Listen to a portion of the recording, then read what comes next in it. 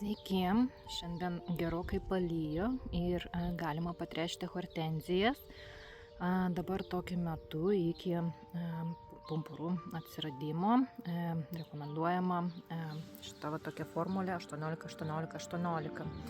Čia, žinokit, ne reklamuoju būtent šio gamintojo, tiesiog turėkite omenyje, kad dabar hortenzijom aš samo jau porą kartų palaisčiau ir pasižiūrėkite, kokie gražus ir tvirti lapai ir stiebai. Tai žodžiu, ieškokite tokių trąšų, skirtingų gamintojų, bet kad formulė būtų tokia 18-18-18 arba 16-16-16 arba 20-20-20 ir palepinkite savo hortenzijas.